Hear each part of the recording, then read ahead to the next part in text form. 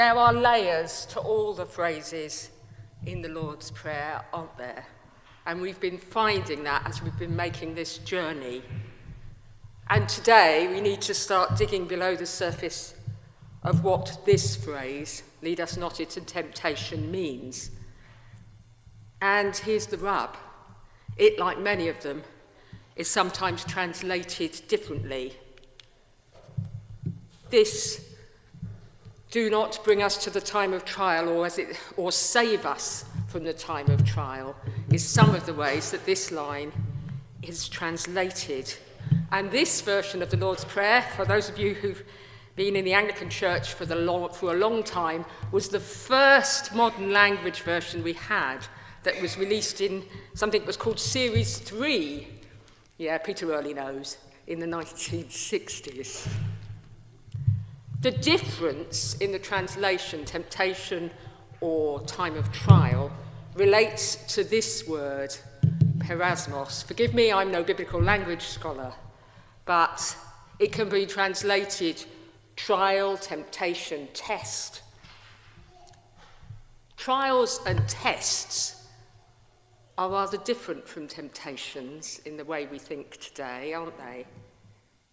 And I'm going to name the rather uncomfortable elephant in the room now, and that uncomfortable sense that sometimes in our lives, the difficult things that come along are trials and tests that come from God, with usually inevitable accompanying suffering. Frankly, these are things we would rather avoid, because who actively seeks out trials and tests in their life? Anyone? No. On Wednesday, with the other half of my job hat on, I had a conversation with someone about whether we should expect suffering as Christians. Clearly, Jesus walked the path of suffering, and he walked that path very willingly. The cross in that slide is a bit of a giveaway. It doesn't say anywhere, become a Christian and have a very easy life with roses round the door and apple pie and custard every Sunday. It just doesn't say that. In fact, in 1 Peter, it says this, and I'm going to read the version that's in our Pew Bibles. Dear friends, do not be surprised at the fiery ordeal that comes on you to test you, as though something strange were happening to you.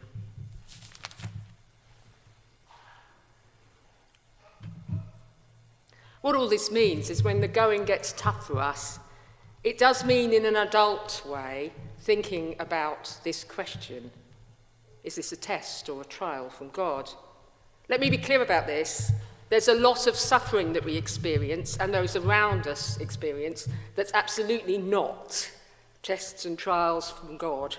Bad things happen to good people, and also the freedom of the created world and its people to choose is an important principle too.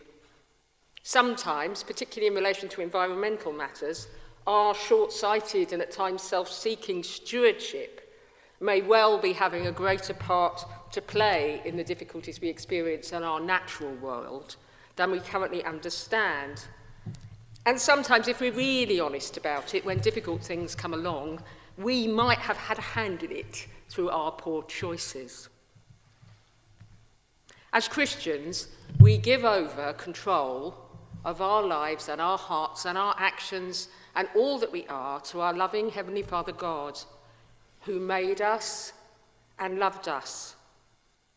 And in that handing over control, we acknowledge that there are some things we cannot rationally explain, or sometimes we come to understand them differently over time, don't we? We realise that something was helpful to us, even though it was really difficult at the time. And there's also truth that in times of adversity, these are often the times when our walk of faith, our discipleship deepens the most. The worst of our experiences can bring growth and gains that won't occur in other ways. I read a book by Joanna Collicutt a few years ago about the Lord's Prayer, And she said this about this phrase: when I talked to people who've been through a deep trauma and yet come out on the other side enriched, they made it clear that they would rather have avoided the trauma at any cost and wouldn't wish it on anyone. But astonishingly, there were treasures that were found in the darkness. This is the sentiment of a verse of Isaiah. I will give you hidden treasures, stored in secret places, so that you may know that I am the Lord, the God of Israel, who summons you by name. I wonder what these secret places are. Often, I think, are more difficult and dark experiences. I'm not going to tell you anything you don't know in this next bit. Most of you know that I've not exactly been having a barrel of laughs in the last year or so. This slide is the tide mark from the flood. You have to bear in mind that that step is another 6 inches off the ground that you're looking at. This was kind of near the beginning of the tough times that have unfolded in my life, and around about the time that my health issues were beginning to clarify around what was really causing the problem rather than what wasn't. And the outworkings of dealing with the health issues laid me very low earlier this year. I can't stand here today and say I know definitively that this was a trial from God, any more than I can stand here and say, definitely, it's just part of the fabric of life. Some bits of it are bits of both of that, probably. But I can say, as Joanna Collicott put it, I would much rather have avoided it. But I have found some treasure in the darkness of it. One facet of that treasure in all of this is that I've felt and I've known God's love for me, and that love holding me close, even in the darkest of the days as they unfolded. And I'm sure all of your prayers for me helped hugely in that. Even when the powers that be were struggling to get my system back on an even keel, and I had a little patch of getting worse, not better, when I had enough energy to be angry or frustrated or distraught about how low and incapable I was. In all of that, God's love for me was profound in a way I've not experienced before, deep and constant and real, all-encompassing. Even though I was capable of very little, I knew God's love.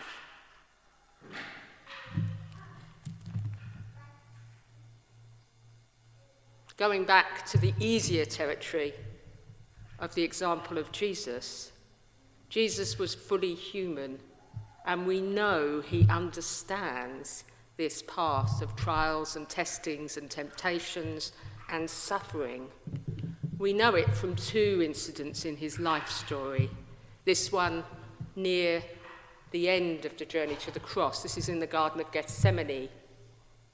We know from the biblical accounts of this story that Jesus wanted to avoid suffering on the cross if at all possible. But through God's love for him, he retained his grasp of the divine perspective.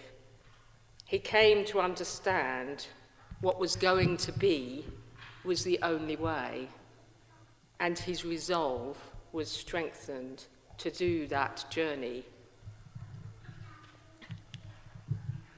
Earlier in the story, we will remember Jesus in the wilderness. We often think about this at the beginning of Lent, don't we?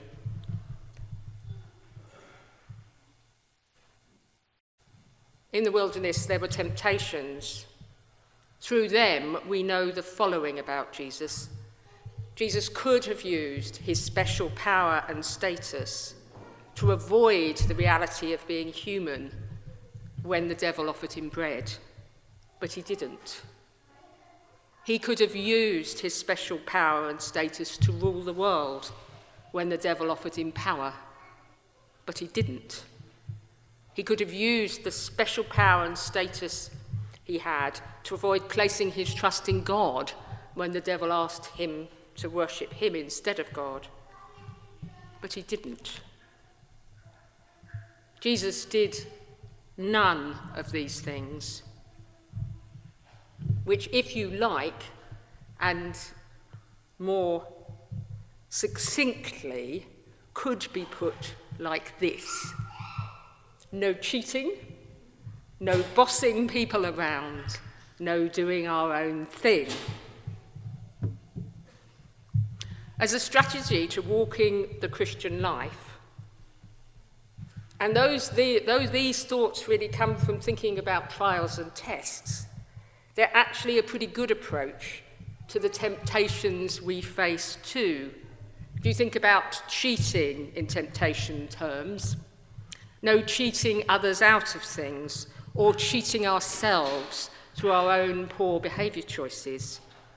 No bossing people around in temptation terms, using our power inappropriately to get our own way, political behaviour, manipulating situations.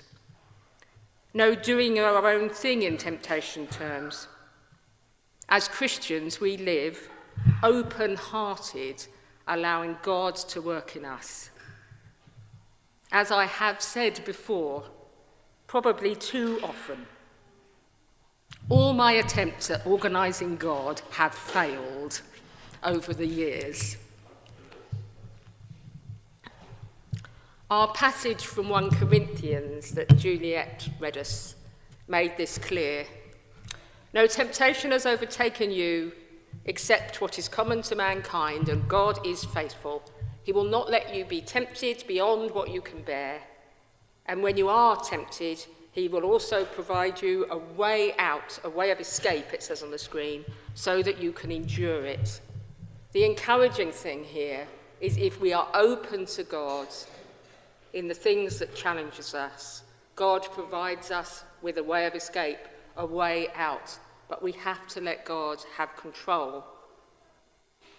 Addressing our temptations can be a hugely difficult place for us.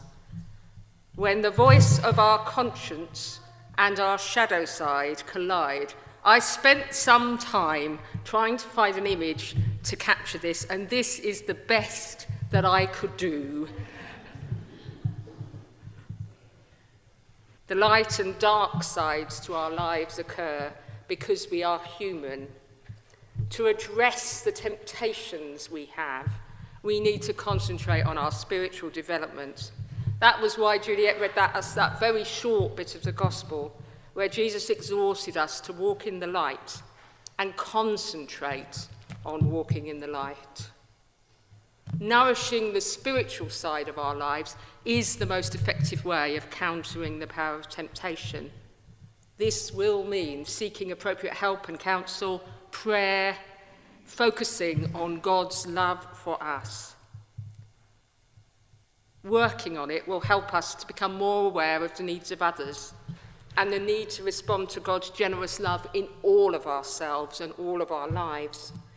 Increasing the Spirit's influence will also help us to move away from those poor habits and addictions that are taking us in directions that are not good for us.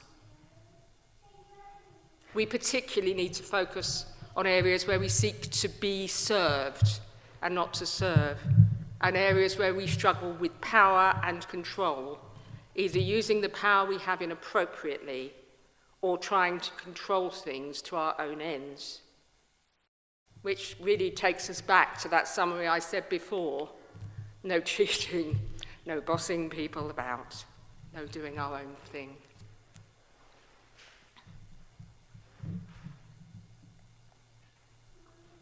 Just so I say this again as I sum up, what I have been saying does not mean all the suffering and difficult times of life are tests from God. But it's clear that God can use some of our testing times and some of our temptations to strengthen our resolve, like he strengthened Jesus' resolve in the Garden of Gethsemane, and to hone us to be the children he wants us to be.